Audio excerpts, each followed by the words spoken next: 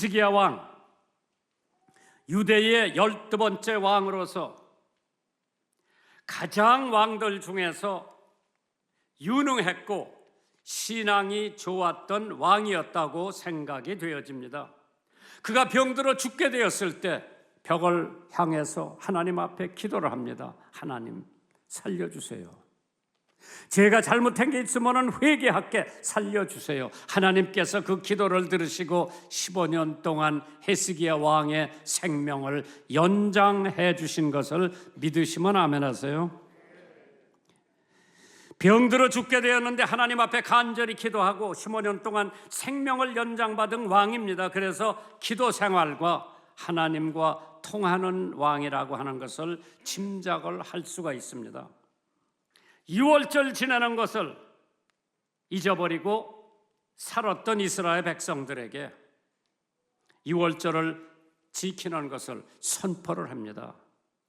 히스기야가 온 이스라엘과 유다에 보내어 또 에브라임과 므낫셋에 편지를 보내어 예루살렘 여호와의 전에 와서 이스라엘 하나님 여호와를 위하여 6월절을 지키라 하였다.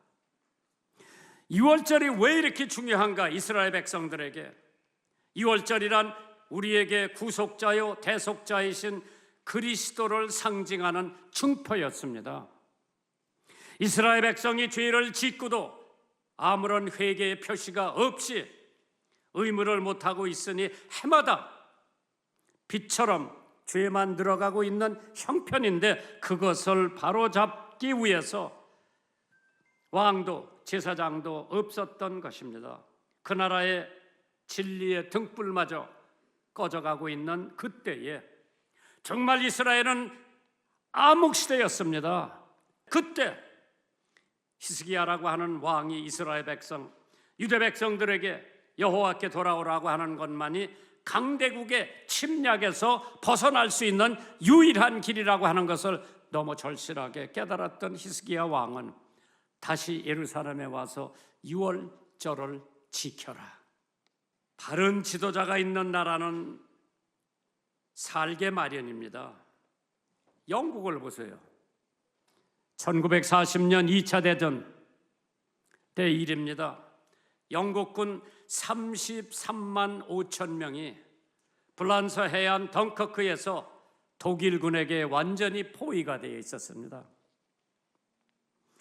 독일군은 절호의 기회가 왔다고 생각하고 6회 공군 총동원해서 영국군을 전멸시키는 계획을 짜고 있었을 때에 이런 상황을 보고 받은 영국 수상 윈스턴 처칠이 위기를 모면할 방법을 여러 가지로 궁리를 해봤지만은 무력으로는 도저히 독일군을 물리칠 수가 없은 상황을 깨닫고 윈스턴 처칠이 전 국민에게 호소를 합니다. 전국 교회와 국민에게 기도를 요청합니다. 군인은 싸우면서 기도하고 백성은 금식하면서 하나님께 부르짖으라고. 영국에 그러한 수상이 있었던 것은 영국 국민의 큰 축복입니다. 그러자 전멸을 당할 위기에 놓여있던 영국군을 구출했는데 하나님이 직접 개입하셨습니다. 어떻게 개입하셨는지 아세요?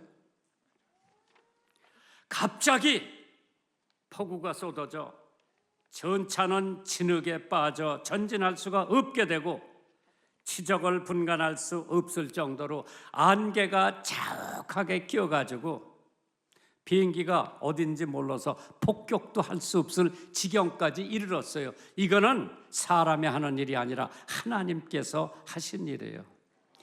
그 기회를 뚫고 영국군이 무사히 빠져나가서 35만 5천 명이 다 영국으로 피신을 할 수가 있었죠. 그래가지고 2차 대전은 완전히 연합군이 승리를 하게 됩니다. 독일이 항복을 합니다. 일본이 항복을 합니다. 이태리가 항복을 합니다. 하나님은 우리의 목숨을 걸고 결사적으로 기도한다면 반드시 응답을 해주시는 줄 믿으시기 바랍니다. 미국의 대설교가 헨리 워드 비처라고 하는 목사님이 이렇게 얘기를 했어요. 잘 들어보세요. 아침의 기도는 하나님의 자비와 축복의 보호 창고문을 여는 열쇠라고 그랬고, 저녁 기도는 그의 보호와 안전의 날개로 우리를 가두고 잠그는 자물쇠라고 했습니다. 오늘 본문에 있는 말씀을 보시면은 역대하 30장 1절입니다. 히스기야가는 온 이스라엘과 유다에 보내어 에브라임과 므낫셋에 편지를 보내어 예루살렘 여호와의 전에 와서 이스라엘 하나님 여호와를 위하여 유월절을 지키라고 합니다. 오랫동안 유월절의 규례대로 지키지 않은 것을 히스기야 왕이 지키라고 선포를 합니다. 여호와의 유월절은 3대 절기 중에 하나지요. 그 중에도 제일 유명한 절기가 유대의 유월절입니다. 그래서 12살 이상의 남자는 다 어디 살든지 예루살렘에 가서 1년에 3번 그 절기를 지켜야 되는데, 그 중에 빼놓을 수 없는 절기가 유월절이에요.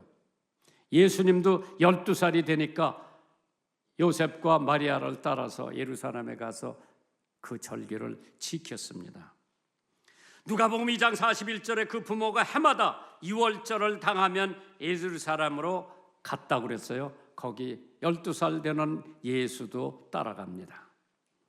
그 유월절의 배경은 출애굽기 12장에 나와요. 여러분들이 여러 번 설교에 들으셨을 거고 댁에서 읽으셨을 거예요. 간단히 요약해보면 430년 동안 애굽의 노예가 되었던 이스라엘 백성이 해방을 맞이하게 됩니다. 10번의 재앙 중에서 마지막 재앙이 유월절 재앙이지요. 그게 뭐냐? 하나님이 애굽의 바로 왕에게 재앙을 9가지를 보내면서 이스라엘 백성을 보내라. 그들이 가서 나한테 제사를 지내기를 원한다. 다 거부한 거예요. 다 거부한 거예요. 하도 거부를 9번이나 하니까 모세에게 하나님께서 오늘 저녁에 자정에 내가 애굽을 두루 다니면서 장자는 다 잡아간다. 그러나 너희 이스라엘 백성은 내가 해라는 데만 하면은 너희 장자는 내가 가자. 양을 잡아서 피를 받아서 그 피를 대문설주가 있어요. 양쪽에 바르고 위에다가 발라라. 거기 기둥이 하나 있을 거예요. 가로는 양쪽에 하면 여기 바르고 여기 바르고 여기 바르면 십자가예요. 그러면 그날 저녁에 내가 애굽을 두루 다니다가 피를 보면은 내가 그 집을 유월한다고 그래서 넘어간다고 그랬어. 그래서 히브리 말은 파사라 그래. 그걸 파사. 영어로는 패스 오버라 그래. 패스 오버, 넘어간다고 그래. 그게 유월절이에요. 그러면 내가 그 피를 보면은 그 집은 내가 들어가질 않고 장자를 데려가지 않는데, 피 없는 집에는 다 들어가서 장자를 데려간다 그랬어요. 생각을 한번 해보세요. 애굽에 말할 수 없는 초상이 일어난 거예요. 자정에 죽음의 천사가 다니면서 피 없는 집에 들어가서 장자 하나씩을 다 잡아 죽인 거예요. 그게 유월절이에요. 하나님께서 내가 피를 보면은 그 집을 넘어가겠다, 유월하겠다. 추월은 따라붙는 거지만 유월이라고 하는 것은 넘어가는 거예요. 이렇게 유월하겠다. 그 집에는 안 들어간다. 난 넘어간다. 그게 유월절인데, 해마다 이스라엘 백성들은 유월절을 지키라고 하는 하나님의 명령이 있었는데도 불구하고 이제 대국에 강한 나라에게 속국이 되고 포로로 잡혀가니까 다 잊어버린 거예요. 유월절을 지키지 않은 이스라엘 백성들에게 하나님께서는 히스기야 왕을 통해서 다시 유월절을 지키게 되면은 이산 가족이 우리 한국에 있는 것이 아니라 그때 벌써 이스라엘은 이산 가족이 있어서 형은 이리 가고 누나는 이리 가고 어머니 아버지는 이리 가고 완전히 해진 거예요. 그 이산 가족을 너희들이 유월절만 다시 지키면 내가 다 합치게 해주마. 문제는 간단해요. 그거 하나만 하면은 이산 가족이 다시 모인다고 그랬는데 그거를 선포하게 됩니다. 위대한 선포요. Great command. 2월절을 지키는 특정이 있다면 흠 없는 양을 잡아야 돼요. 흠 있으면 안 돼요. 예수님도 흠 없이 십자가에 못 박혀 돌아가셨기에 나 같은 죄인의 죄도 예수 보혈의 공로로 죄사함을 받을 수가 있는 거죠. 요한복음 8장 46절에 너희 중에 누가 나를 죄로 책잡겠느냐? 내가 진리를 말하며 어찌하여 나를 믿지 아니하느냐? 예수님이 하신 말씀이에요. 예수님은 책잡을 게 아무것도 없어. 그러한 분이 십자가에 피 흘려 돌아가심으로써 나는 그 예수님 보혈의 공로로 죄사함을 받는 거예요. 하나님이 나를 잡아가시지 않고 나를 유월하시는 거예요. 나를 넘어가시는 거예요. 왜? 예수님이 나를 위해 십자가에 피 흘려 돌아가셨고 내가 믿음으로 그분을 받아들였기 때문에 나는 지옥의 형벌을 면하고 하나님이 나를 넘어가실 거예요. 내가 죄가 없어서가 아니라 나도 여러분들 못지않게 죄가 많은 사람이지만은 예수님 보혈의 공로로 말미암아 하나님이 나를 넘어가시는 거예요. 할렐루야. 피 흘리 없이면 사함이 없다고 그랬죠. 그 예수님의 피는 다른 피하고 섞을 수가 없어요. 깨끗한 양의 피를 개피나 돼지 피하고 섞을 수가 없어요. 오직 깨끗하고 흠없는 양의 피가 문설주에 세 군데가 발라질 때에 하나님이 그 피를 보시고 유월한다고 그랬어요. 그게 유월절이에요. 오직 예수님 피밖에 없다고 그랬죠. 요한일서 1장 7절에 저가 빛 가운데 계신 것 같이 우리도 빛 가운데 행하면 우리가 서로 사귐이 있고 그 아들 예수의 피가 우리를 모든 죄에서 깨끗게 하실 것이라. 크리스마스 때 보면은 각 제단마다 촛불을 켜놔요. 그 촛불 색깔이 다 달라. 적색, 녹색, 백색, 중세기부터 근대까지 오랜 세월을 거쳐 성탄절에 상징하는 색으로 자리 잡고 있어요. 적색이 뭐냐? 예수님의 보혈 상징하는 거예요.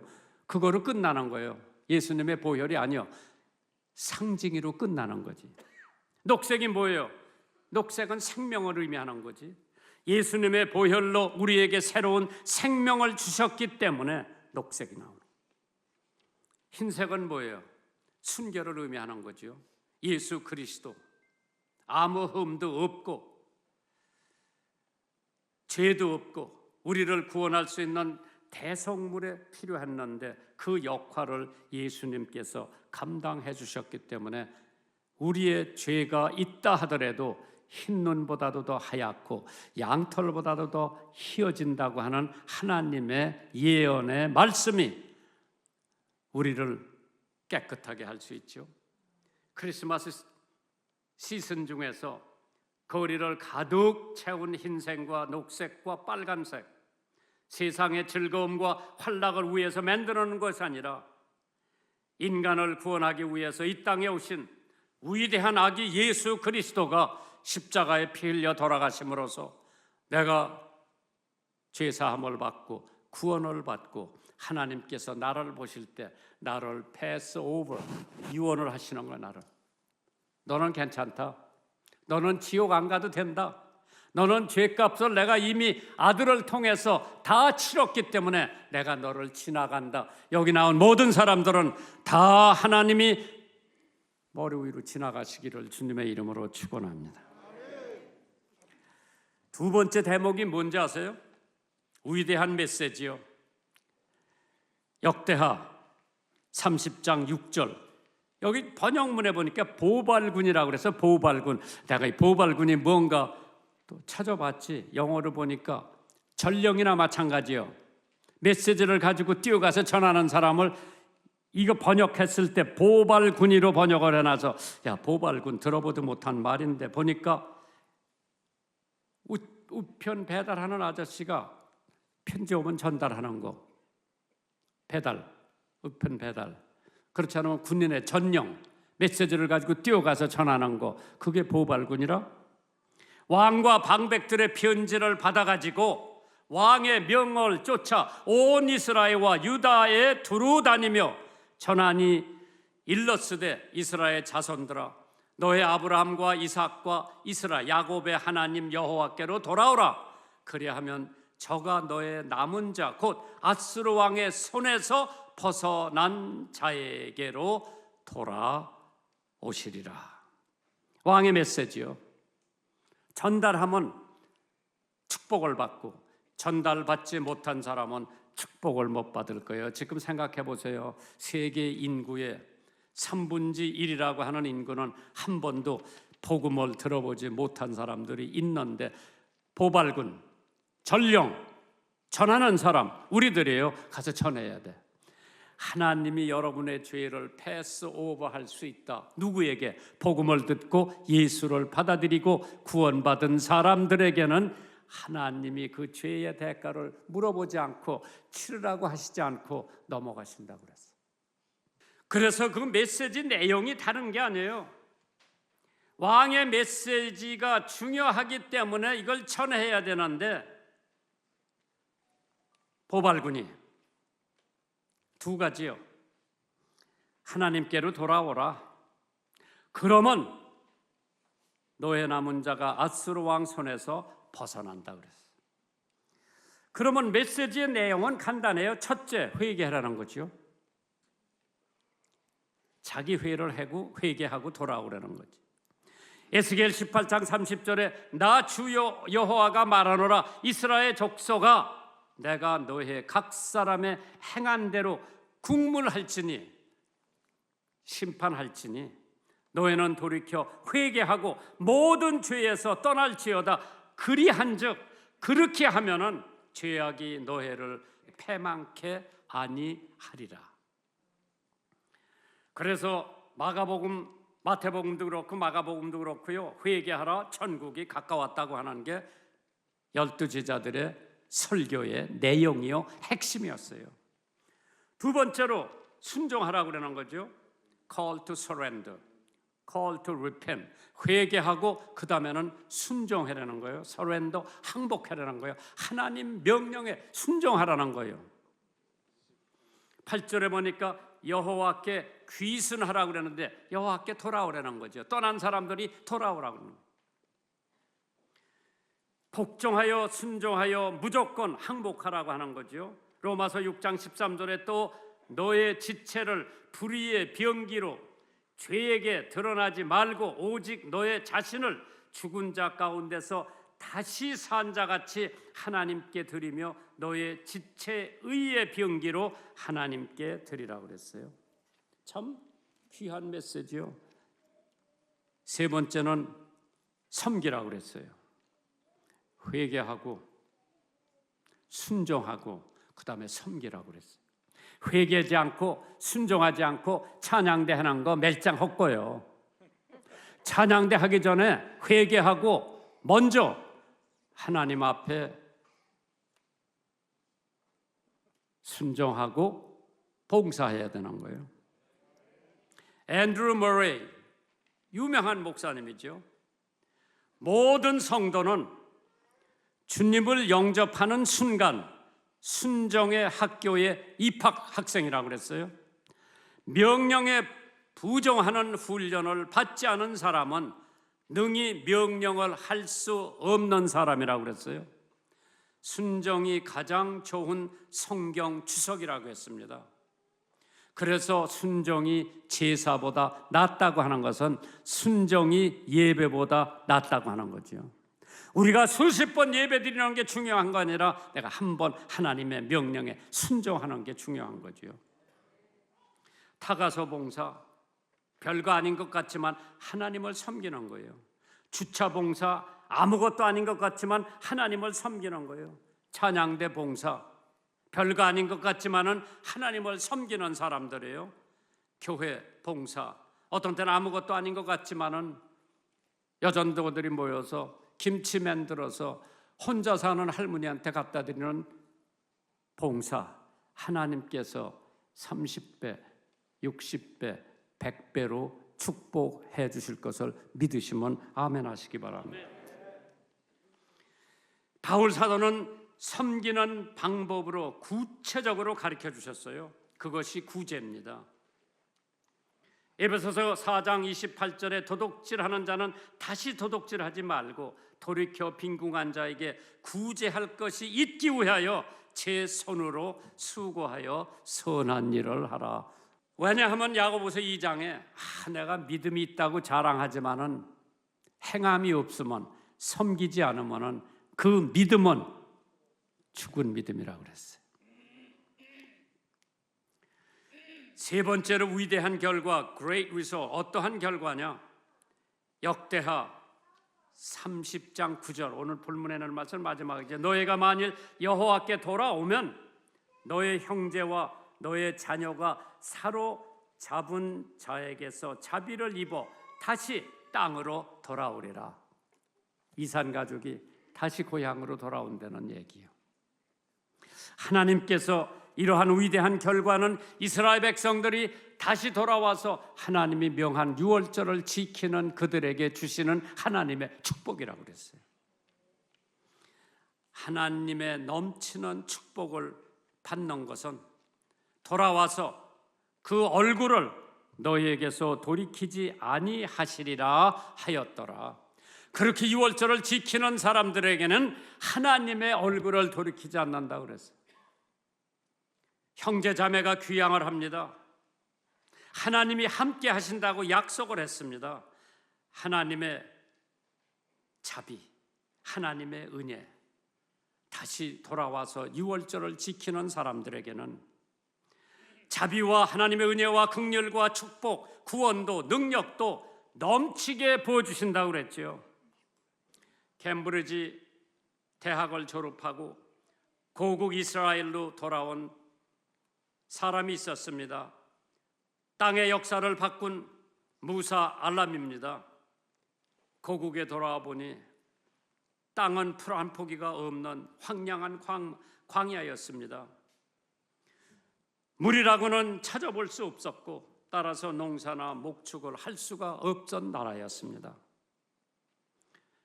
그는 하나님 앞에 간절히 기도합니다. 하나님, 저로 하여금 우리나라에 큰 일을 행하게 하옵소서. 광야에 어딘가 물이 있을 것이라는 믿음을 가지고 하나님께 물이 나올 것이라는 확신도 주셨습니다. 물줄기를 찾는 것이 자신의 일이라고 믿었기에 열심히 물을 찾았는데 6개월 만에 물줄기를 찾아서 파보니까 물이 막 쏟아져 나오는 거예요. 그래서 사람들은 모아가지고 사막 같은 땅을 물을 뿌려가면서 복지로 만들어 15군데나 찾았습니다. 그는 광야에서 목장을 만들고 밭을 일구어 과일과 채소를 생산했습니다. 그래서 그를 통해서 이스라엘은 기부츠라고 하는 집단 농장이 생기고 그 나라 민족들이 좋은 과일, 좋은 열매, 좋은 채소를 먹으면서 새마을 운동을 번지게 해놨습니다. 한국에 무사 알라미가 어디 있나? 덴마크의 황무지를 낙원으로 만들었던 그룬드비 목사 한국에 어디 있나? 이스라엘 민족에게 보낼 일꾼을 찾고 있을 때에 하나님께서 내가 이 민족을 위해서 누구를 보낼까 찾고 있었을 때 젊은 이사야가 주여 내가 여기 있나이다 나를 보내소서. 하나님께서 이사야를 보내 이스라엘을 다시 회복시키는 하나님의 기적을 세워주신 줄 믿으시기를 주님의 이름으로 축원합니다.